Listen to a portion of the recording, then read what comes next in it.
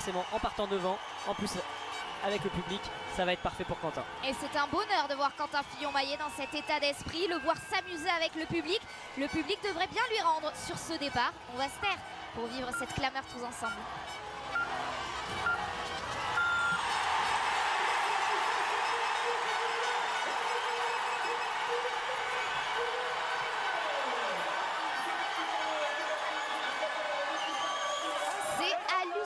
Si on n'était pas assez dans le bain, là, on y rentre vraiment d'entrée. Alexis, hallucinant. On est un jeudi, c'est un sprint.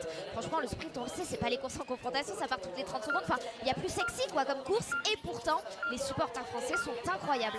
C'est génial, c'est ça qu'on aime dans le biathlon, c'est cette dimension d'avoir un stade dans lequel il se passe des choses. Il y a forcément les départs et les arrivées, mais il y a aussi le tir et le public peut parfois avoir de l'influence sur un résultat positif, un résultat négatif. Mais quoi qu'il arrive, ça permet une belle communion. Alors Quentin, là, au moment de sa course, comme ça, quand il prend le départ, il est dans une phase où il peut tout à fait en profiter. Petit à petit, il va rentrer dans sa bulle. Quand il reviendra tout à l'heure dans ce stade une deuxième fois, là, ce sera complètement différent. Il faudra qu'il aille chercher un bon tir. Donc il va se mettre dans une bulle qui va lui permettre de se recentrer sur normalement ce qu'il est censé faire, ce qu'il doit faire, et au contraire de pas trop écouter le public qui va faire du bruit derrière lui. Mais voilà, c'est les enjeux, c'est ces choses là qu'il va falloir gérer, et on va le découvrir aussi sur ce passage. Il y a du monde au bord de la piste, là aussi Quentin va être encouragé en permanence.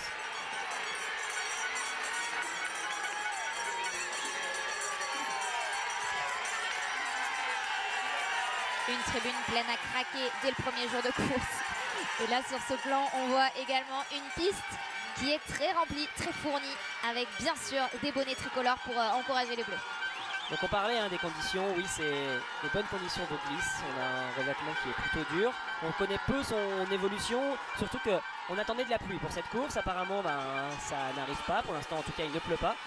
Et ça pourrait faire en sorte que la piste reste plutôt compacte. S'il pleut beaucoup, ça peut avoir tendance à abîmer cette piste. On peut retrouver des phénomènes où il va y avoir des flaques d'eau, ce genre de choses, et ralentir donc les biathlètes qui vont partir ensuite. Mais a priori, pour l'instant, on est parti sans pluie, donc on espère que ça va tenir comme ça pour tout le monde. Le premier Allemand, David Zobel, a pris le départ. Lui qui a déjà signé un podium cette saison. Il est surprenant, 14e au classement général. Et ce classement général, on va s'y intéresser également pour la Mass Start qui aura lieu dimanche. Puisque vous le savez, seuls les 30 meilleurs participent à la Mass Start. Les 25 premiers du général, complété par les 5 meilleurs de la semaine. Et lui aussi, il en fait partie des 25 premiers du général. Il est actuellement 24e, Tommaso Giacomel. Première cérémonie des fleurs la semaine dernière à Orphitzen. On commence à les voir, les nouveaux visages de cette saison. Les petits jeunes qui sont réguliers, il y en a quelques-uns. Il y a Hartweg, le Suisse, on vient d'en voir en partir à l'instant avec l'Italie. Mais on le sait, il y a un changement de génération qui est en train de s'opérer. Philippe Andersen également pour la Norvège, qui est très jeune et qui montre de belles choses. Donc voilà, petit à petit, on a cette nouvelle génération qui est en train d'éclore, qui s'installe pour certains dans le top 15 de la Coupe du Monde, même mieux. Et ça, c'est intéressant. Alors que Michal Krachmar, lui, fait partie de cette ancienne, en tout cas plus expérimentée génération, 31 ans, vice-champion olympique, quand même, il faut le dire. Vice-champion olympique de ce format, le sprint, en 2018 à Pyeongchang. Alors on se retrouve sur une piste qui est pas facile, on le dit chaque année, notamment cette première montée qui nous fait tout de suite rentrer dans le bain. Vous avez un stade qui a une certaine altitude, on va ensuite descendre un petit peu plus bas que ce stade avant d'attaquer cette première montée dans laquelle on retrouve les biathlètes à l'image. Cette montée qui va être très longue et qui va être le début d'une longue remontée en direction du sommet de la vallée. On va en direction de la vallée du Boucher, là-haut, tout en haut.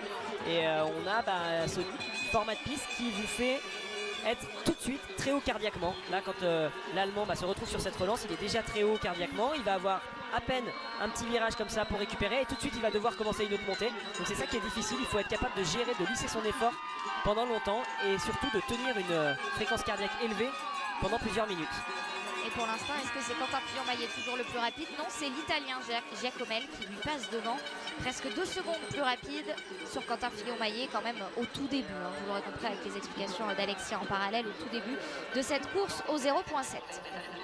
C'est sûr que pour Quentin, il faut faire attention quand même dans ce premier tour à ne pas se laisser trop prendre par justement les encouragements du public. On a envie d'y aller, on a envie de faire des choses bien devant le public. Mais par contre, si on part trop vite dans un premier tour, on le sait, en biathlon, on le paye quand on arrive dans les derniers kilomètres de la course. Et c'est là où il faut être sur le bon équilibre entre se servir de ses émotions transmises par le public, mais en même temps rester dans sa course et gérer son effort. En tout cas, Quentin, oui, par rapport à ceux qui sont passés, est bien placé.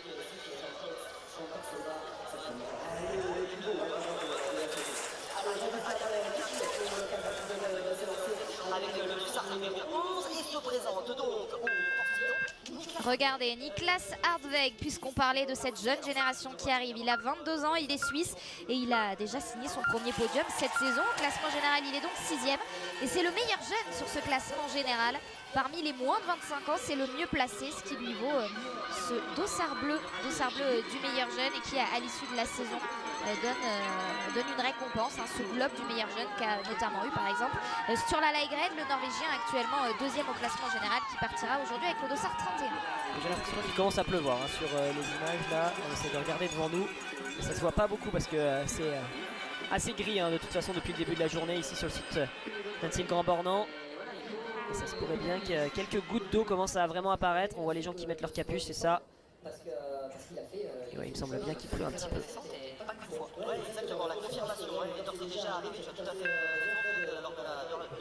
La réalisation qui reste dans Sportium départ dans 30 secondes. Maintenant, on verra Sébastien Samuelsson qui partira 1 minute devant son coéquipier Martin Ponsiluoma. On attend pas mal de choses quand même sur cette semaine, 3e semaine du mois de décembre. C'est vraiment une saison maintenant qui est complètement lancée.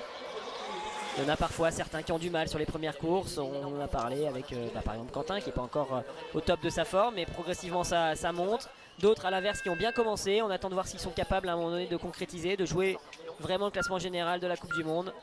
Ce sera peut-être le cas pour Sébastien Samuelsson qui va s'élancer à son tour. Et on attend quand même une belle course de sa part.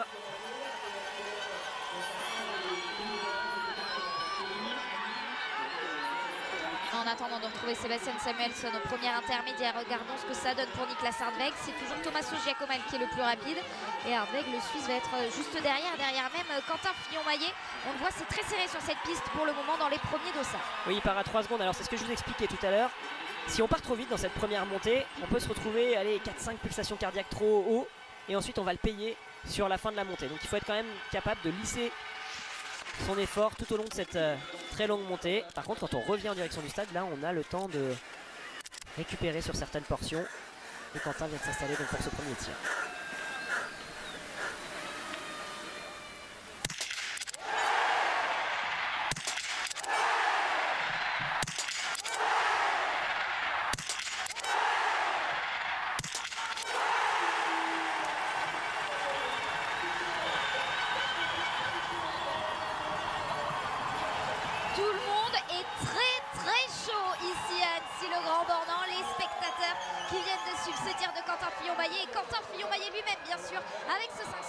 Ça fait plaisir de commencer comme ça tout de suite là avec un super 5 sur 5. Quentin qui va donc être dans le coup pour jouer quand il reviendra sur son debout. Le tir parfait, c'est excellent, un tir très bien réalisé. C'est sûr qu'on l'a senti, il n'y avait pas un bruit, il a réussi cette première balle.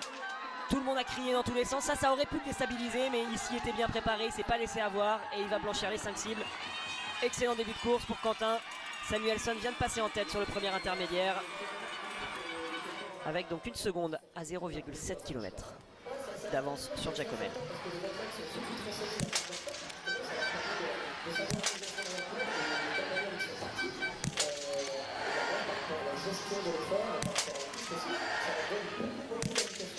Et ce sera un plein également donc pour le Lituanien Strolia. On a vu le dossard 2 du Polonais qui lui est allé sur l'anneau de pénalité. Le pâtir d'Annecy Grand Bornand, Alexis, il est plutôt réputé facile. On a vraiment une descente en quelque sorte avant d'arriver. C'est une espèce de descente plat descendant en S qui vous amène sur le pas de tir. Une fois que vous avez terminé la petite montée qui vous ramène à la hauteur du stade. Et ça permet quand même de bien récupérer, surtout quand on est sur des conditions glissantes comme aujourd'hui. On a le temps de souffler, de faire redescendre le rythme cardiaque. En plus, quand on va sur les tirs couchés, on traverse complètement le pas de tir. Vous voyez, il est justement Giacomelli dans cette partie là, plutôt descendante. Il va se laisser glisser tranquillement jusqu'au début du pas de tir pour aller chercher une cible entre la première et la 15e cible. C'est là qu'il doit tirer pour le coucher sur une course individuelle. Et donc là clairement on l'a vu, c'est une phase où il a quasiment rien fait, il a laissé glisser, il a profité de cette bonne glisse pour pouvoir s'installer en étant tout de suite prêt à tirer.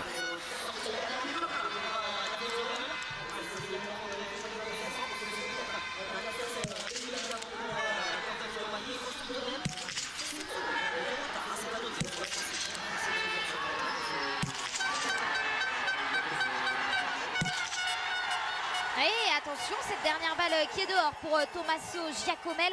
On le sait, hein, l'Italien maintenant a envie de se frotter au meilleur, de jouer aux avant-postes, lui qui a participé à cette toute première cérémonie des fleurs, mais il va perdre du temps et il se pourrait bien qu'aujourd'hui la victoire se joue à 10 sur 10. C'est ce que va nous délivrer comme réponse l'heure qui arrive. Allez, ça va faire du bruit à nous avec le départ d'Emilien qui vient de s'élancer à l'instant. Michel Kretschmar, lui, pour l'instant, va essayer de se placer, de rester en mesure de jouer un 10 sur 10. C'est bien là aussi, avec ce 5 sur 5, on va voir pour l'instant. Quentin reste en tête avec une belle marge en avance quand même sur David Zobel qui était ressorti deuxième jusqu'à présent. C'est Kretschmar peut-être qui va se mettre sur cette deuxième place. Et dans le premier tour, Samuelsson pour l'instant est toujours en tête avec 3 secondes d'avance sur Quentin. Attention à ce garçon là, Philippe Andersen, qui a notamment signé un podium l'année dernière à Annecy le Grand Bornand. Et Philippe Andersen qui a également bien figuré depuis le début de cette saison, avec notamment sa 4e place sur le sprint la semaine dernière à Orfilsen. On va donc le surveiller. Philippe Andersen est parti avec le dossard 20. Je regarde un peu ce qui se passe dans le premier tour. C'est vrai qu'on devrait avoir normalement des efforts, en tout cas par groupe de niveau, plutôt stables, avec des écarts qui pourraient être assez minimes. Après on le sait, hein, Johannes Beu est tellement en forme en ce moment, il est capable de faire de grosses différences, mais ça on analysera plus tard. Et c'est pour ça qu'on voit comme ça, là tout le monde passait à peu près dans les mêmes temps. Samuelsson est donc passé à 1,5 km avec 3 secondes d'avance sur Quentin. Ponsiluoma est juste derrière Quentin. C'est pour l'instant assez serré. On va voir comment Emilien lui a décidé de partir. Il pourrait peut-être passer en tête sur ce premier intermédiaire. Emilien Jacquelin plus ou moins rapide que Sébastien Samuelsson. Oh, une nouvelle fois ça va se jouer dans un mouchoir de poche dans la même seconde que le Suédois. Ouais, c'est bien, Emilien là aussi resté concentré. Et on va les avoir, les premières indications avec ce départ de Johannes qui devrait être là aussi bien encouragé. Il est presque à la maison ici, parce qu'on reste en France, mais Johannes Beu, c'est 11 courses individuelles à Annecy le Grand Bornand pour 8 podiums, dont 7 victoires. Les statistiques sont absolument affolantes. Et est-ce qu'il ne prendrait pas en plus un malin plaisir, Alexis, à battre les Français à Annecy le Grand Bornand? C'est ce que Emilien Jacquelin a insinué hier quand même, que les Norvégiens, bon, ils aimaient bien battre les Français qui eux sont à domicile. Ouais, ils aiment bien les Norvégiens, cette rivalité franco-norvégienne qui est hyper saine, hyper sportive. C'est toujours agréable de voir comme ça ces duels. Et bien sûr que Johannes il sera très content s'il réussit ici, mais pour l'instant c'est Quentin qui est en tête à la sortie de ce premier tir. Et il va le rester après la sortie d'Ardweg. Tout le monde passe derrière. 5 sur 5 pour le moment sur le début de cette course. On va regarder tirer Andrei Rastorgouyev. Attention à lui qui s'est bien placé également sur la poursuite, mais là il compromet ses chances. En plus avec 2 fautes, ça me laisse le temps de vous dire que évidemment on est au cœur d'une journée exceptionnelle sur la chaîne L'équipe, avec l'ouverture de cette semaine au Grand Bornand, et puis dans la foulée du biathlon, c'est l'équipe de Greg qui vous accueille pour bien sûr débriefer cette demi-finale contre le Maroc, cette demi-finale des Bleus et cette magnifique qualif pour la finale de l'équipe de France. Une équipe française, on en retrouvera également une ce soir, c'est en basket. En Euroleague, souvenez-vous, la semaine dernière, on a suivi l'exploit de Monaco face au Real. Et bien un autre club français ce soir, celui de Lasvel face à l'Olympiakos. C'est donc le programme de votre soirée. Sébastien Samuelsson était moins rapide qu'Emilien Jacquelin, mais plus rapide que Quentin Fillon-Maillet aux premiers intermédiaires. C'est le premier qui pourrait éventuellement ressortir devant Quentin avec un tir parfait.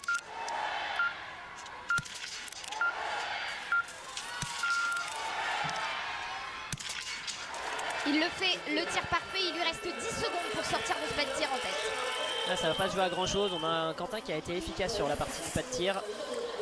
Regardez, hop, il a gagné 2 secondes face à Samuelsson sur le temps passé justement à l'endroit où on doit s'arrêter pour tirer. Et comme souvent hein, sur les pas de tir réputés plutôt faciles, donc ceux où on arrive en étant moins essoufflé parce qu'on a une descente juste avant le tir, contrairement à Orfilsen la semaine dernière où on arrive sur le pas de tir par une montée, bah là on arrive par une descente. Et ben on va avoir beaucoup de sans faute comme ça sur les couchers, et c'est surtout sur les debout que ça va se jouer, avec des tirs où ils vont être pas mal à se mettre la pression en se disant qu'ils peuvent jouer la belle course, un top 10 pour certains, un top 5, un podium. Voilà, toutes ces émotions qu'il faut essayer d'évacuer et gérer pour aller chercher le gros résultat justement espéré.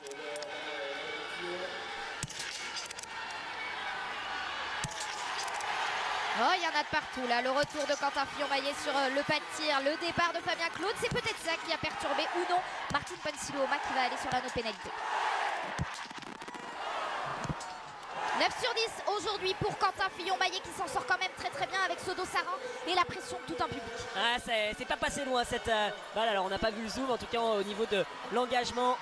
Il était là, l'engagement pour Quentin qui a décidé de tirer en étant à l'attaque. Pas grand chose à regretter, hein. Très belle course pour l'instant de Quentin qui nous fait plaisir. Alors qu'on voit les intermédiaires qui s'enchaînent pour Johannes. Et comme on pouvait s'y attendre, c'est lui qui passe en tête. Mais vous le voyez avec 5 secondes d'avance. Seulement, je ne sais pas si on peut dire seulement ou beaucoup, à voir, suivant comment on voit les choses. Mais en tout cas, Emilien est juste derrière lui pour l'instant. Et Quentin, lui, a donné la tendance avec un 9 sur 10.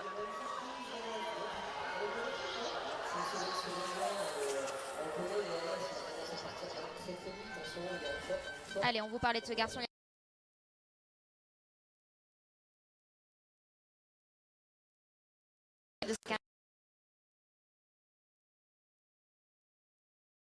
Avec un 10 sur 10. Il a perdu quand même pas mal de temps dans le premier tour. On est maintenant face au temps de Samuelsson. C'est plus par rapport à Quentin qu'on est à la sortie du tir. C'est bien le Suédois qui est passé en tête. Strolia revient. Strolia peut jouer le 10 sur 10. Avec un 10 sur 10, il peut ressortir devant Quentin.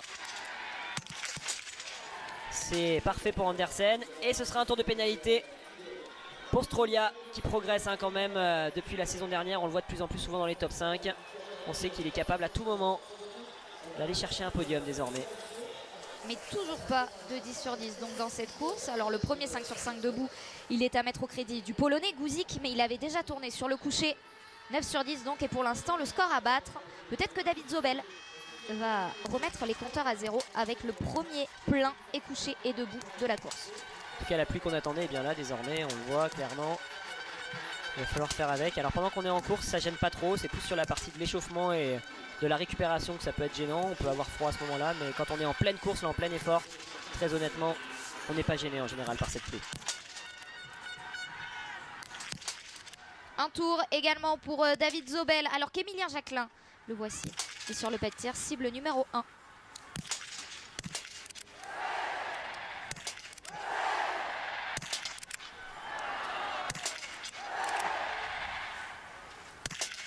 Cette troisième balle coince pour Emilien Jacquelin qui va aller perdre du temps sur l'anneau de pénalité, mais seulement 150 mètres supplémentaires. Quelques petits accros, au moment de remettre sa carabine dans le dos, il a été gêné. On a vu également au niveau de son réarmement, à un moment donné, ça a coincé un peu.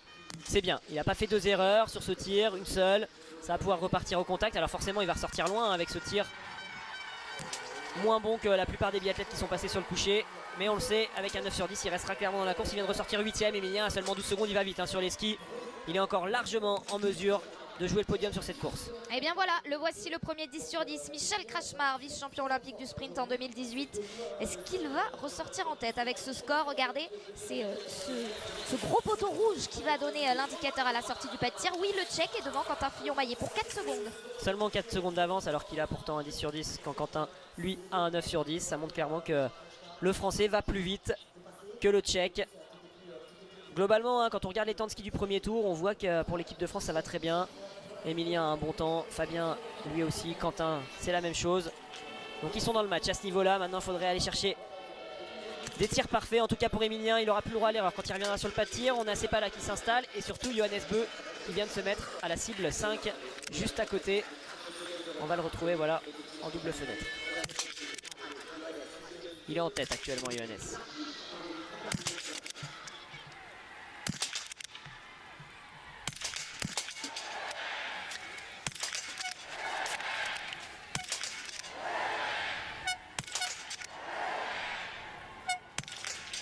Et c'est également en tête qu'il va donc ressortir, alors qu'on voit que ce n'est pas Siegfried Mazet qui est derrière la jumelle pour Johannes Beu. Un petit coucou bien sûr à Siegfried qui malheureusement ne participe pas à cette étape d'Annecy Grand Bornand, Alexis, puisqu'il a déclenché un test positif au Covid. Oui, on salue Siegfried qui va sûrement nous regarder. On le félicite en tout cas pour le super début de saison avec tous ces biathlètes qui performent et le retour au plus haut niveau de Johannes qui le prouve encore une fois. Il a à peu près 15 secondes d'avance de marge sur tout le monde, sur chaque tour. C'est ce qu'il a mis en tout cas à tout le monde. Par rapport à tous ceux qui ont tiré déjà une première fois, qui sont passés sur ce tir couché. Il a mis 15 secondes à ski, à ses adversaires. ça va très très vite. Alors peut-être pas certains comme Emilien. Je vais aller chercher justement tiens, les temps du premier tour pour être très précis. Johannes Beu sur ce premier tour, il met 11 secondes à Emilien, il met 15 secondes à Samuelsson, il en met 18 à Ponsiluoma et 19 à Quentin. Voilà pour les 5 meilleurs temps du premier tour pour l'instant.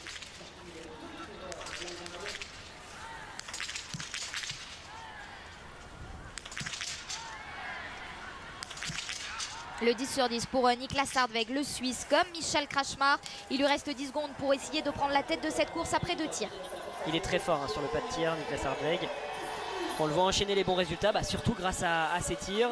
En ski, il va falloir encore attendre un petit peu plus longtemps pendant cette saison pour voir vraiment ce que ça donne par rapport au tout meilleur de la Coupe du Monde. On sent qu'il a un vrai potentiel hein, au niveau du physique. Est-ce qu'il sera capable d'être aussi rapide que des Johannes, que des Emiliens? Ça, on le verra, que des Sturla également. On ne sait pas, en tout cas au niveau du tir, il est vraiment parfait. Et il est donc ressorti deuxième. Sturla, vous le voyez, comme les autres, arrive avec 15 secondes de retard sur Johannes avant ce premier tir. Ne vous inquiétez pas, vous n'avez loupé aucun tir d'un Français. Tout ce bruit, c'était pour le départ d'Antonin Guigona. Le plein pour Sturla Lægreid qui lui aussi va se mêler à cette bataille pour le podium du jour.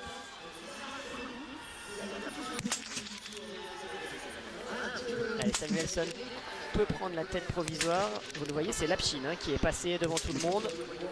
Lui qui court pour la Corée. Et finalement, Samuelsson va aller perdre pas mal de temps sur cet anneau de pénalité. Au moins 50 secondes. Le temps de se rajouter 300 mètres. Et oui, Timothée Lapchin qui est passé en tête. On le rappelle, un ex-russe qui désormais court depuis de nombreuses saisons pour la Corée. Qui était déjà présent à Orkulsen la semaine dernière. C'était son retour en Coupe du Monde, lui qui n'avait rien disputé depuis les Jeux Olympiques. Pour Ponsiluoma, il va falloir se méfier de lui dans le dernier tour. Il est seulement à 7 secondes de Lapchin qui est à 10 sur 10. Il a 7 secondes d'avance sur Quentin. Et on voit que sur les derniers intermédiaires, ceux qui étaient devant Quentin à la sortie du pas de tir restent devant lui. Il résiste dans ce dernier tour. Donc Lapchin à 7,4 km est toujours en tête. Kretschmar à 8,2 et toujours en tête devant Quentin. On attend justement le passage du dossard 14. Lapchin à 8,2. On va revenir sur ce pas de tir avec peut-être le 10 sur 10 pour Philippe Andersen qui est dans le coup à cette entrée du pas de tir. L'entrée du pas de tir qui est matérialisée donc par le IN avec 2 secondes 5 de retard. Et puis dans 3 dossards, on verra également le retour d'Emilien Jacquelin. Qui a perdu un peu de temps, j'ai l'impression, dans ce dernier tour. On va voir si ça se confirme avec plus d'arrivées. Pour l'instant, ils sont peu nombreux à être allés jusqu'à la fin de la course. Allez, Andersen peut faire un coup bien intéressant sur ce tir, venir se placer dans le top 5.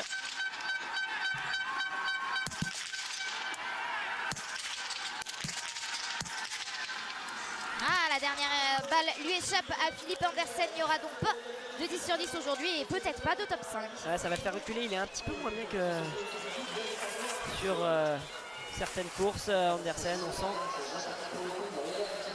qu'il a un peu de retard. Et il faut la digérer quand même cette piste. On l'a déjà expliqué plusieurs fois. On retrouve Antonin à l'image, mais c'est pas son chrono qu'on va aller chercher. C'est celui de Lapchin qu'on attend. Donc je vous le disais, on attend qu'il passe à 8,2 km pour voir ce que ça donne face à Quentin. Et Antonin vient de passer 41e à 21 secondes sur cet intermédiaire où on l'apercevait à l'image. Michael Kretschmar était ressorti avec de l'avance sur Quentin Fillon-Maillet après le deuxième tir. Ça va nous permettre aussi de pouvoir comparer le temps de ski de Quentin. Vous le disiez Alexis, vous attendiez quelques arrivées. Et bien voilà, Michael Kretschmar donc qui passe la ligne avec 10 secondes d'avance sur Quentin Fillon-Maillet. Emilien Jacquelin pour le 9 sur 10.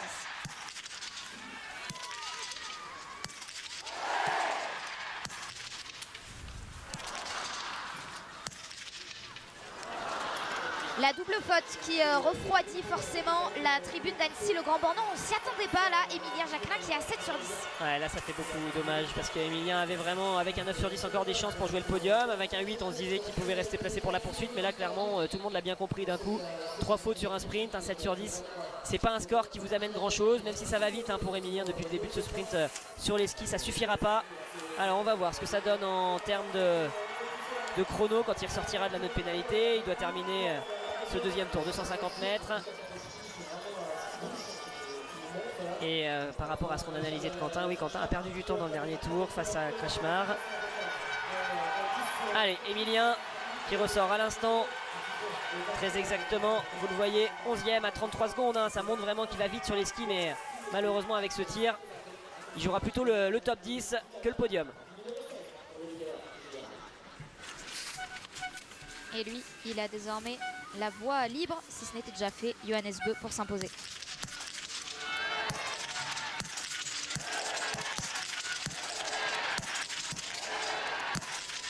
Et en plus, il est à 10 sur 10, il va être intouchable.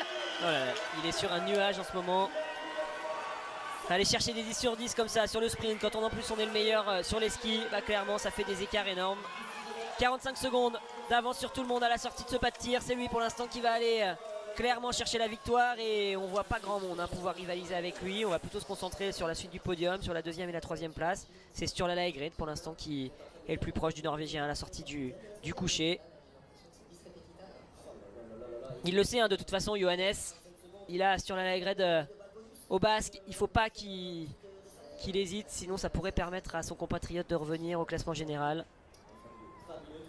Et donc il élève encore son niveau de tir. Nous on va attendre bien sûr le retour de Fabien sur le pas de tir. Il a le dossard 33 sur la Laegred, il a le dossard 31 et Fabien il peut aller chercher le podium. Et il y a ce podium bien sûr de cette course à suivre, mais également les écarts qui auront leur importance sur la poursuite. Les écarts à l'arrivée de ce sprint seront les écarts au départ de la poursuite. Les poursuites, ce sera à partir de 10h50 samedi, mais il y a une station l'équipe et samedi et dimanche. Vous savez, votre rendez-vous de sport d'hiver, vraiment on se régale. La station l'équipe qui a rouvert la semaine dernière. Et donc dès 8h et samedi et dimanche, plein de sports d'hiver à vous faire vivre.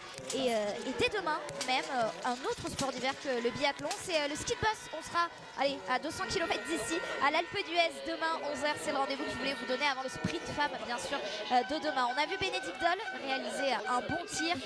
À combien de secondes va ressortir l'Allemand? Eh bien à 36 secondes de Johannes Beu qui a sauvé cette course. Et Lapchine qui vient de passer cette ligne d'arrivée en tête devant Kretschmar. Peut-être un podium pour lui. Alors c'est un peu tôt quand même dans cette course. Il en reste quelques-uns. Bénédicte Doll, vous venez de le dire. Sturla.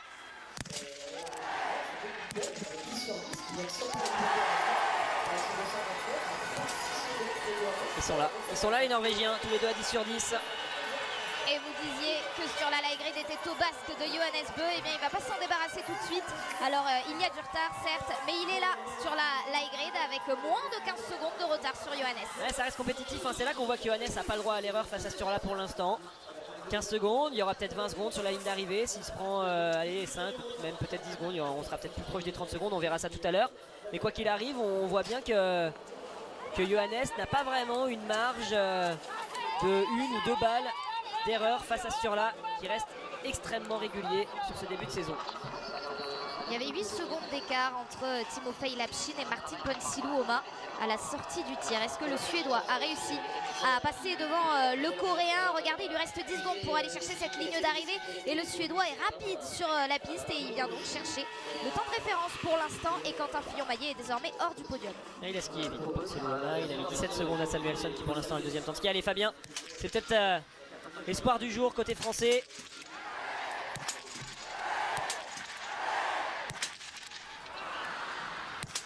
Allez, se dépêcher d'aller faire cette anneau de pénalité pour Fabien Claude. Ne pas perdre de temps. Allez là en récupérant ses bâtons. Fabien Claude qui va aller faire 150 mètres supplémentaires. Perdre donc une vingtaine de secondes. Oui, ce sera un 9 sur 10. Ce sera pas suffisant pour jouer face aux deux Norvégiens. Par contre, ça va faire une belle course quand même pour Fab. Ça, c'est chouette. Allez, on retrouve cette piste avec Johannes qui continue son travail. Vous voyez cette fin de montée là, que je vous expliquais tout à l'heure qui est très longue. On remonte au sommet de la vallée. Tout en un temps, en puissance. Ça c'est le genre d'effort soutenu que Johannes maîtrise très bien. Et c'est là qu'il est capable de faire la différence. Au bout d'un moment, pour les autres ça coince, on est obligé de ralentir. Alors que Johannes, lui, au train, il garde toujours la même vitesse. Et ça fait des sacrés écarts par rapport à des skieurs qui sont un peu moins performants. On vient de le voir à l'image.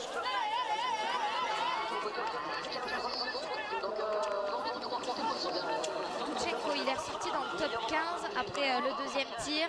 L'Ukrainien que la réalisation a choisi de suivre, avec son dossard 18. Doutchenko qui a déjà signé un top 20 et qui pourrait une nouvelle fois s'inviter donc dans ce top 20 aujourd'hui pour la première course de la semaine ici à Annecy-Grand-Bordeaux. Fabien est ressorti 5e du pas de tir après le deuxième tir. Ça c'est quand même une bonne nouvelle. C'est le premier à 9 sur 10. Il est juste devant Ponsiluoma. juste derrière Lapchine. Pour l'instant le podium ce serait Johannes, Sturla et Bénédicte Doll. Et on espère que ça va changer d'ici la fin de la course.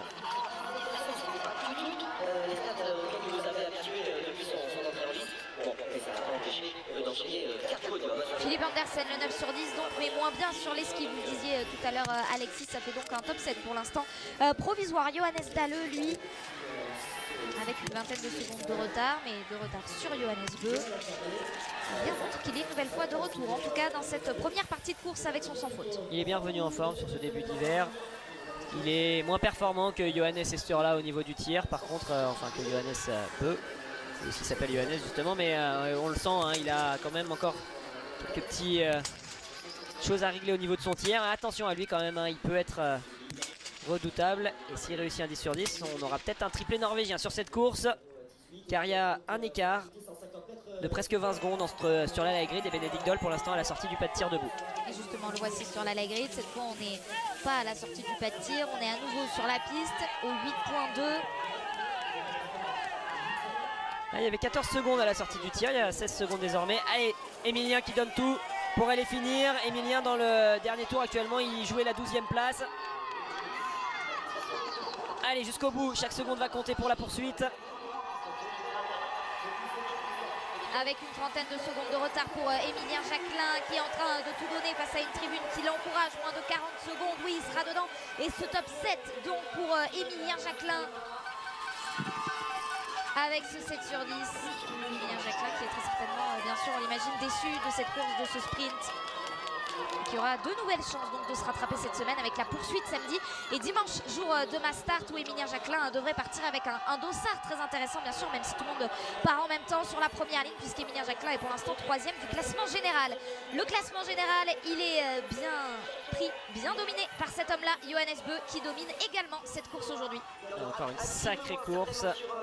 52 secondes d'avance sur Ponsiluoma. Ponsiluoma est à 9 sur 10 en termes de temps de ski. C'est Emilien pour l'instant qui a le deuxième temps de ski. 28 secondes d'écart entre les deux. Côté piste, côté pas de tir, c'était moins bien pour le français que le norvégien. Ponsiluoma et Samuelsson ont les 3e et 4e temps de ski actuellement.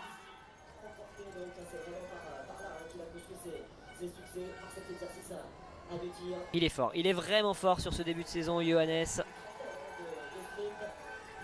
Et il va garder jaune de leader du classement général et également cette couleur rouge, hein, on le sait, sur cet exercice du sprint. Il en a fait sa spécialité, 3e sprint de la saison aujourd'hui.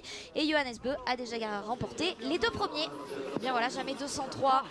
Il s'est fait la peau comme on dit. Ça se voit, hein, qu'il est obligé de s'employer. Ça doit être particulier pour lui, hein, quand même, de gérer cette adversité interne. En tout cas, pour l'instant, son adversaire le plus solide, le plus régulier, il est norvégien aussi. Donc il faut absolument rien lâcher.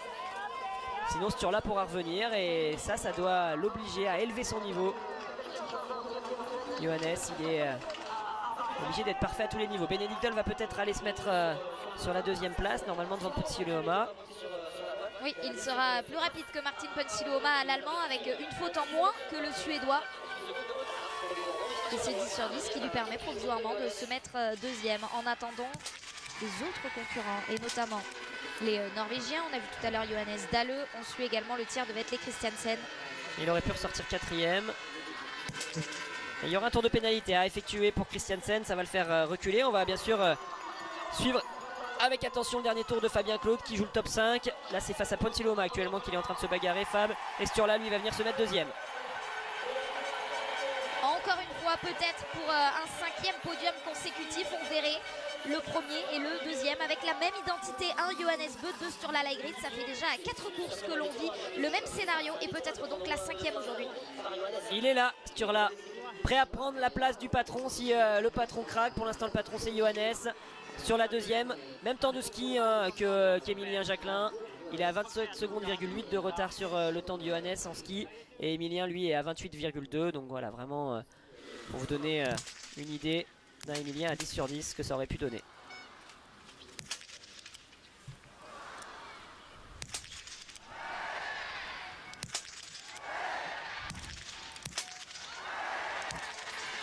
Ça fera 8 sur 10 aujourd'hui pour Antonin Guigona. On a entendu les spectateurs Dency le grand bornand déçu après ses 2 premières balles, cette fameuse double faute qui invite donc Antonin Guigona à parcourir 2 fois ses 150 mètres supplémentaires. On revoit l'attitude de Sturla-Lagrée derrière sa carabine sur ce tir debout qu'il maîtrise parfaitement, et ce passage de la ligne d'arrivée pour l'instant donc en 2e position. Pour l'instant ce podium qui est à 10 sur 10, 1 Johannes Beu, 2 Sturla-Lagrée, 3 Bénédicte Doll.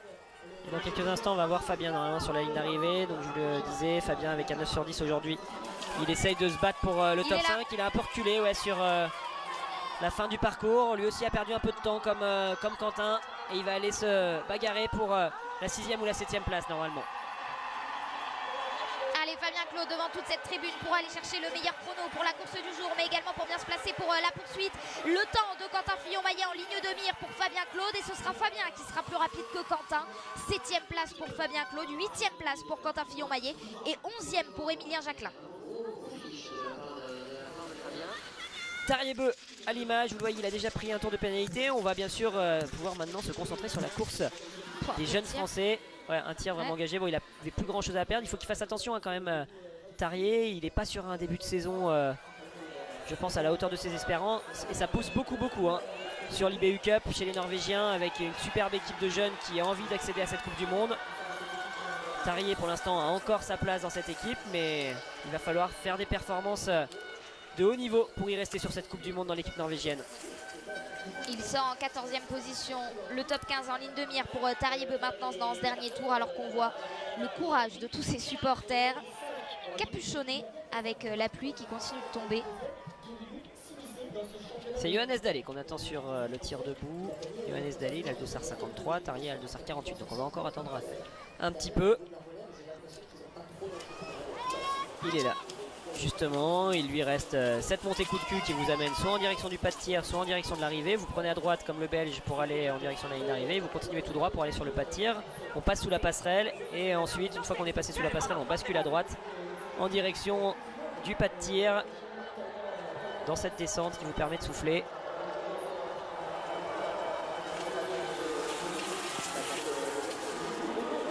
Et on parlait de ce temps de récupération avant le tir. Alors en couché, c'est assez long parce qu'on traverse le pas de tir pour aller chercher les cibles sur lesquelles on doit tirer couché. Par contre, en debout, les cibles debout sont tout de suite là.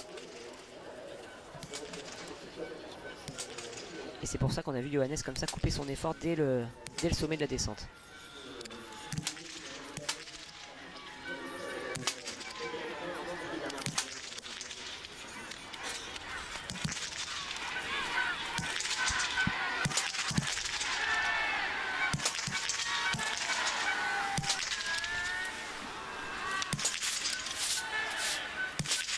Il n'y aura pas de 10 sur 10 pour Johannes Dalle, mais quand même ce 9 sur 10 qui est un score plus qu'honorable aujourd'hui. C'est le score de Quentin Fillon-Maillet, de Fabien Claude ou encore de Martin Bonsilou aux mains. Et a priori, il n'y aura pas de triplé norvégien. On pouvait craindre Christiansen, on pouvait craindre Johannes Dalle. Mais ils resteront derrière l'Allemand Bénédicte Doll qui pour l'instant est toujours troisième sur cette ligne d'arrivée. Alors encore quelques Allemands à suivre justement, oui, dans cette course. On en retrouve un, Johannes Kuhn. On a également Philippe Horn qui va partir en toute fin de course. Ça reste quand même des biathlètes très performants et qui pourraient venir se placer, pourquoi pas, aux alentours de Sturla ou de Bénédicte Doll. Et puis également d'autres Français bien sûr à suivre. Vous avez entendu le bruit de la tribune, c'était pour le départ d'Émilien Claude, actuellement sur la piste, donc dernier Français engagé. Émilien Claude porte le dossard 87. On suit également la course d'Éric Perrault, 10 dossards de moins avec le 77. Il est pas mal parti, Eric, dans le premier tour. Là, il est actuellement 13e à 15 secondes, 1,5 km. C'est dans les temps de Giacomel, de Cepala, des biathlètes qui sont plutôt de sa génération. Il est à 5-6 secondes de Fabien et de Quentin.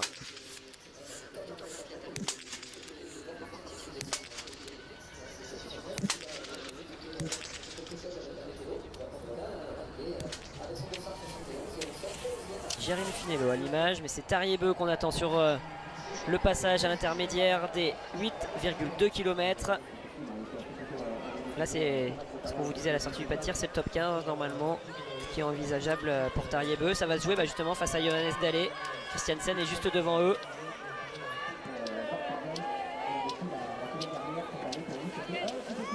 Allez, Tarier-Beu qui est en train de se replacer après sa mauvaise semaine à Orphilson. Il était passé totalement à côté du sprint, parti très très loin de la poursuite. Alors il avait certes fait une belle remontée, mais on se souvient, ça avait fait grimacer son petit frère Johannes Beu en zone mixte avec Tanguy Kerouas et Pierre Esquer. Ils sont en place, hein, nos envoyés spéciaux. Bien sûr, on retrouvera tous les Français à leur micro. Également, très certainement, Johannes Beu qui, pour l'instant, tient bien cette victoire. Alors, on aimerait bien avoir un peu de suspense s'immiscer dans cette course, mais ça semble plier Johannes Beu pour remporter encore une fois une 7e victoire consécutive cette saison. Alors, je compte les relais, mais quand même, sur les 7 dernières courses, il est à chaque fois monté sur la plus haute marche du podium. Oui, c'est sûr que pour la victoire, on va pas vous vendre du rêve, hein. Ça semble quand même bien plier cette affaire. Après, on peut avoir quand même quelques petites surprises, surtout autour du top 5. C'est intéressant de suivre ça pour le départ de la poursuite. Pour l'instant, sur ce départ de la poursuite, donc on aura Fabien qui partirait 7e à 1,02. Quentin qui partirait 8e à 1,10. Et Emilien qui termine finalement 11e. C'est quand même frustrant de voir, hein, comme ça, c'est ce 7 sur 10 pour Emilien. Alors qu'il a un super temps de ski. Christiansen va venir se mettre justement juste devant Emilien de quelques places. Il est 9e. Emilien devient donc 12e. Juste derrière les Français, avec donc 3 Norvégiens dans ce top 10 et 2 Français, Johannes Beu sur la Lagrette, Vetle Christiansen, Fabien Claudet, Quentin Fillon-Maillet. Une surprise coréenne avec Timofey Lapchin et Martin Potsiloma, lui qui signe un retour. Eric Perrault est actuellement sur le pas de tir. Cible 1. Et il commet 2 erreurs, Eric Perrault. Ouais, malheureusement pour les Français aujourd'hui, ça bascule pas du bon côté. Les tirs, il en manque trop. On voit qu'il y a vraiment du haut niveau de la piste, avec en plus les Norvégiens qui vont très vite. Et en plus, si ça vient s'accumuler avec sur le pas de tir des erreurs, ça fait trop. Et on aurait aimé que Eric reparte avec une cible bien blanche pour jouer pourquoi pas le 10 sur 10, mais là ce sera complètement différent. Il lui reste encore un tour de pénalité à faire pendant que Johannes Dalle lui passe tout en haut à 8,2 km à 1,16 en 9e position. Il est en train d'essayer de revenir sur Quentin, qui est maintenant son adversaire le plus direct. Antonin Guigona est en train d'en terminer après cette double faute sur le debout. Antonin Guigona pour se placer juste devant Florent Claude en 21e position.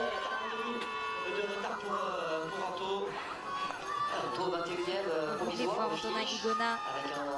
Ouais, là aussi il y avait un temps de ski quand même très intéressant. Il est 12e Antonin au niveau de son temps de ski. Ça revient au niveau de sa forme. Il est à 59 secondes d'un Johannes qui met déjà 27 secondes à tout le monde. Ça montre que Antonin quand même retrouve la pêche, mais malheureusement avec un 8 sur 10 aujourd'hui, ça paye pas. On va voir ce que ça donne pour Tarier qui lui est toujours en train de se battre pour ce top 15.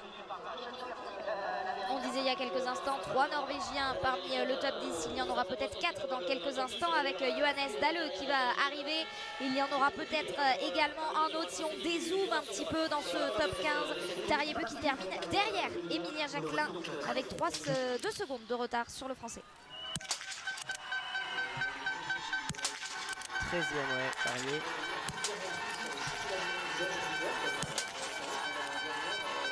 Un tour pour commencer pour Jérémy Finello. Et ouais, je le disais, Antonin, c'est vrai que on l'a vu un petit peu moins rapide que le reste de l'équipe de France sur le tout début de la saison, mais on se rappelle, il a été malade pendant la préparation, en toute fin de préparation quand il était à Hydré. Donc c'est souvent comme ça, quand on est malade, on accuse le coup après pendant 1, 2, 3 semaines. Et finalement, ça commence par une course où on est un peu mieux, c'était le cas la semaine dernière à Orphilson, et une course où on est encore mieux. Là, il est à 6 secondes en temps de ski de Quentin par exemple. Au niveau des temps de ski, c'est bien Emilien qui est le plus rapide aujourd'hui avec 28 secondes, donc je le disais, de retard sur Johannes. Fabien lui a 44 secondes de retard, il a le 6e temps de ski. À 4 secondes près, celui de Bénédicte Doll qui est pour l'instant toujours 3e. Vous avez vu le classement provisoire pour l'instant sur cette ligne d'arrivée avec la première place pour Johannes Beu. On attend un autre Johannes Dalle dans quelques instants. On surveille la course de Johannes Dalle également, alors qu'on revoit les impacts des balles de Johannes Beu qui est tout simplement impeccable, écœurant. Ouais, très bien sur ce tir couché là, c'est vraiment du solide. C'est plus sur les debout où on le voit régulièrement, il va chercher un peu les cordons. Alors aujourd'hui on n'a pas eu le zoom sur ses balles, mais en tout cas sur le coucher il avait de la marge, Johannes. On va passer en zone mixte en direct avec vous Tanguy et Pierre pour écouter Emilien Jacquelin tout en suivant l'arrivée de Johannes Dalle. Oui, Emilien, racontez-nous, c'est sur le pas de tir aujourd'hui que ça s'est passé, que ça s'est mal passé, notamment sur le debout, mais dès les réglages, j'avais l'impression qu'il y avait un truc qui clochait, ou non, même pas? Non, même pas, les essais se sont bien passés, des bons groupements.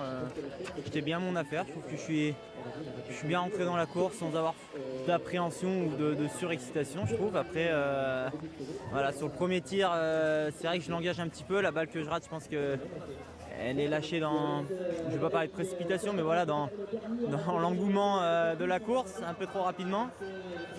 Et c'est vrai que debout, ça tremblait un petit peu, donc j'ai eu le calme nécessaire, on va dire, pour mettre les 3 premières balles. Et pour aller un peu dans le technique, j'en oublie de vraiment respirer entre les balles pour me relâcher. Et je viens faire ce qu'on appelle des apnées, c'est-à-dire que je bloque ma respiration à vraiment essayer de viser la cible. Et quand on ne respire pas, en plein effort, ça crée des tremblements encore plus. Donc voilà, je rate les 2 dernières. C'est frustrant, rageant, parce que je pense que voilà, sur les skis, il y a vraiment de quoi faire. Après voilà, je savais que c'était une course en France où, malgré le fait que le public nous pousse sur la piste et nous donne de l'énergie, il faut savoir aussi l'appréhender et rester maître de ses schémas, de son biathlon. Et voilà, j'ai pas réussi à en tout cas l'être à 100% sur ce tir debout, donc c'est ça qui est malheureux. Ça coûte un peu cher pour la poursuite, c'est ça qui est un peu dommage. Clairement, ouais, ça coûte très cher pour la poursuite. Après voilà, à chaque jour suffit sa peine, on verra la poursuite ce que je suis capable de faire. Ça me fait pas forcément peur de partir de loin en poursuite. Voilà, j'ai déjà fait de très belles remontées, mais c'est vrai que voilà, sur un sprint ça coûte vite cher. Et voilà, si je veux jouer un podium ou la gagne, il faudra sûrement attendre la mass start. Mais voilà, d'un côté j'ai tenté, j'ai pris du plaisir sur la piste, je suis content de ce que j'ai mis en place. Donc, je sais pas exactement ce que ça donne en termes de temps de ski, mais je pense que c'est pas si mal. C'est derrière Johannes, mais en même temps que la Hagrid, donc comme la semaine dernière. Ouais, j'ai envie de dire comme depuis le début de saison, sauf qu'aujourd'hui on su rester maître de leur tir, de leur biathlon, chose que j'ai pas réussi à faire à domicile. Voilà, donc c'est dommage parce qu'encore une fois, je pense que j'ai tout pour rivaliser avec eux. Et aujourd'hui, voilà, il m'a manqué un brin de pas mal de petites choses sur ce tir debout pour faire le plein et jouer devant. Donc voilà, ça reste qu'une course, mais c'est vrai que c'est frustrant parce que j'avais à cœur de mieux faire ici. Merci Emilien. Emilien Jacquelin qui parlait de cette ferveur populaire qu'on va suivre et qu'on a suivi sur le tir d'un autre Emilien Claude, qui a réalisé le plein et qui a été bien encouragé. Oui, et Emilien Claude surtout qui est ressorti 7ème. 7ème, ça veut dire qu'il est 2 places devant Bénédicte Doll. Bénédicte Doll pour l'instant sur la ligne d'arrivée, il est toujours 3ème. Donc pourquoi pas rêver et y croire avec Emilien Claude qui est jeune, qui aura peut-être du mal à rivaliser en toute fin de course, mais en tout cas pour l'instant il est devant celui qui est 3ème de cette course. Donc on va avoir hâte de le retrouver sur le tir debout. Eh bien vous savez quoi, ce que je vous propose c'est qu'on marque une petite pause et quand on reviendra ce sera l'heure du tir debout d'Emilien Claude. À tout de suite. C'est dans le brouillard qu'on retrouve les biathlètes et cette première course à Annecy, le Grand Bornand, c'est le sprint masculin. Pour l'instant totalement assommé par Johannes Beu, mais il y a quand même des choses à regarder dans cette fin de course et notamment donc la fin de course d'Emilien Claude. Et puis la curiosité également, on en parlait dans l'avant-course Alexis, avec cet Allemand Philippe Horn qui a eu de bons résultats en IBU Cup et qui a donc gagné le droit de remonter en Coupe du Monde. Oui, c'est un biathlète qu'on connaissait déjà, on sait qu'il est capable de faire de belles performances. Après c'est toujours pareil, dans ces grosses équipes, il faut être capable de regagner sa place sur la Coupe du Monde quand on est obligé de passer par la case IBU Cup. En tout cas, ça a bien commencé pour l'Allemand. Jérémy Finello, lui qui était déjà parti à la faute tout à l'heure sur le coucher, et va aller faire 2 tours de plus sur la note pénalité. Ça va être compliqué pour lui là. On verra s'il est capable d'aller jouer la poursuite. Et nous, on va commencer tranquillement à guetter le retour d'Emilien Claude. Emilien Claude, il a le dossard 87. Le dernier dossard qui vient de ressortir du tir debout, c'est le 79. Eric Perrault, lui, est ressorti 7ème du tir debout. Malheureusement, ça ressemble un petit peu à ce qu'il a connu sur Orpheus. C'est compliqué pour Eric en ce moment.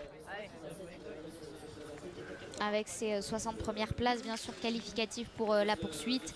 Et on le sait, Eric Perrault ne fait pas partie des 25 premiers du classement général en vue de la mass start de dimanche. Alors on parlait du brouillard, Alexis, là on voit sur ce plan de caméra.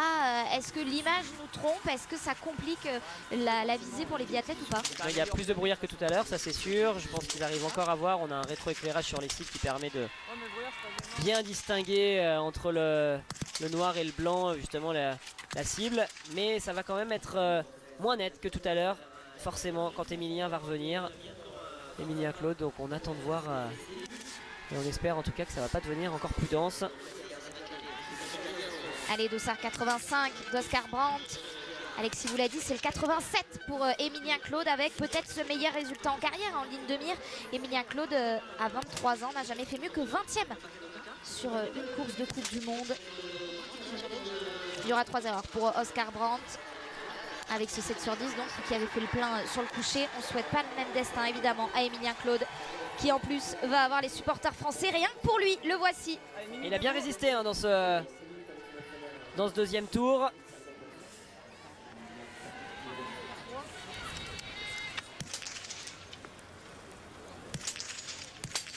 Allez.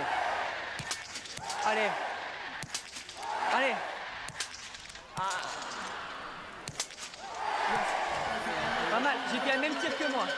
Ah, que c'est beau cette image sous les yeux de son entraîneur de tir, mais surtout sous les yeux de son grand frère Fabien Claude. Emilien Claude réalise le 9 sur 10.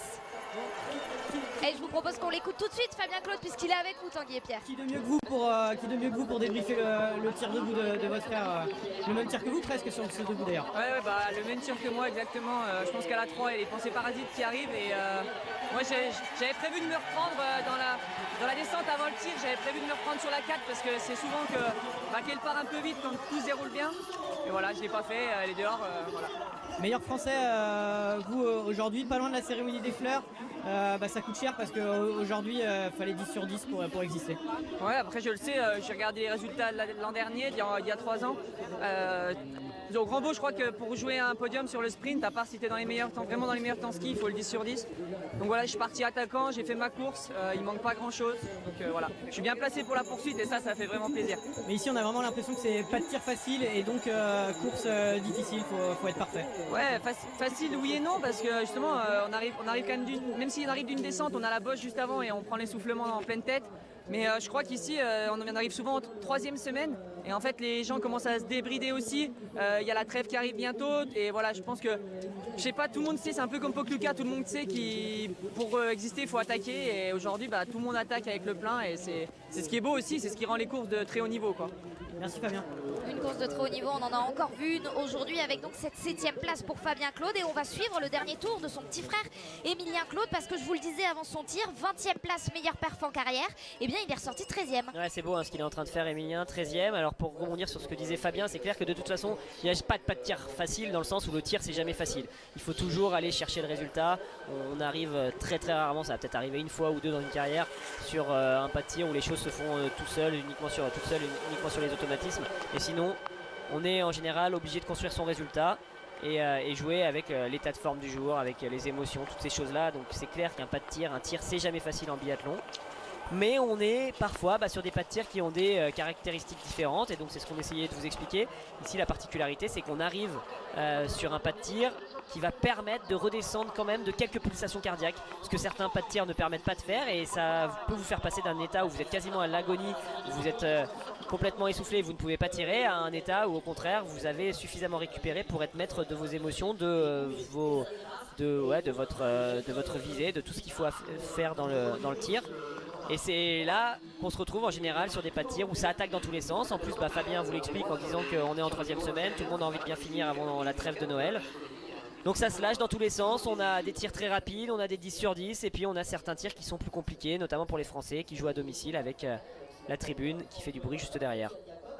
Et il n'y aura donc pas de Français sur ce podium. On revoit les images de ce podium, les individualités qui vont monter dessus avec Bénédicte Doll en 3e position sur la grid et Johannes Beu aux 2 premières places. Tiens, étonnant. On prend les mêmes et on recommence sur ce podium que l'on vivra dans quelques instants. Évidemment, on va débriefer cette course et puis c'est pas terminé. Hein. On suit le dernier tour d'Emilien Claude. Ça nous amènera jusqu'à 17h15 et l'équipe de Greg, bien sûr, pour débriefer sur la demi-finale des Bleus face au Maroc et cette finale à venir donc face à l'Argentine. Ce sera dimanche, rassurez-vous, dimanche vous allez pouvoir suivre les mass start avant de regarder cette finale de l'équipe de France de foot en Coupe du Monde. Voici Emilien Claude, notre attraction de cette fin de course. Qui joue la 15e place, en tout cas sur l'intermédiaire des 7,4 km. Il était encore 15e. Ça va être dur pour lui dans ce dernier tour, il y a beaucoup de monde comme ça quand on joue la 15e, la 20e place, c'est hyper serré, il y a quasiment un billet de tête toutes les 2 secondes. Et c'est bien là, il a repris du temps sur ce plat montant. Il avait perdu du temps dans la montée plutôt raide et là il vient de regagner du temps, donc ça c'est chouette. Il est à 1,24, il est 13e. Juste devant lui, à moins d'une seconde, il y a Tariebeu. Un peu plus loin, il y a Hartweg. Et à l'inverse, juste derrière lui, à moins d'une seconde, il y a Leitner et Sean Doherty qui sont menaçants et qui pourraient le faire reculer. Mais ça part dans le bon sens là pour Emilien qui a trouvé le bon rythme avant d'attaquer ce plat montant. Philippe Horn, lui, n'en est pas tout à fait au même point puisqu'il va aller tirer debout dans quelques instants avec son dossard 98. Ce sera très certainement un des derniers tirs qu'on suivra puisqu'il y a 102 biathlètes aujourd'hui sur cette liste de départ. Philippe Horn, un bon tireur depuis le début de la saison en IBU Cup en tout cas. 2e et 3e, il a déjà signé 2 podiums. C'était à Hydreux sur la première étape. Lui qui est champion d'été à Ruhpolding de biathlon d'été, c'était sur le super sprint, bon en ski à roulette. Là on est sur de la vraie neige, mais derrière la carabine c'est le même principe, aller chercher le 10 sur 10 peut-être pour Philippe Horn.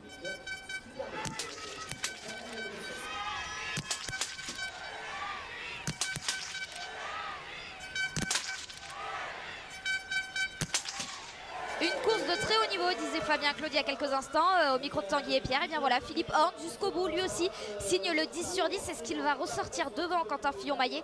Non, ce serait juste derrière. Et encore un joli 10 sur 10, il y en a quelques-uns quand même aujourd'hui. Je ne les ai pas tous comptés, mais en tout cas les 4 premiers sont à 10 sur 10 à la sortie de ce pas de tir sur la ligne d'arrivée. C'est les 3 premiers qui sont à 10 sur 10. Seul Ponsiluoma avec un 9 a réussi à passer devant Lapchine qui était pourtant avec un tir parfait. Les Français, donc Fabien et Quentin, eux aujourd'hui sont à 9, Emilien à 7 sur 10, on l'a déjà pas mal analysé. Et dans quelques secondes, on va avoir le retour d'Emilien Claude sur la ligne d'arrivée pour jouer peut-être bien ce top 15. Alors que la réalisation nous a montré les ralentis. Alors qu'on voit là ce classement qui ne va pas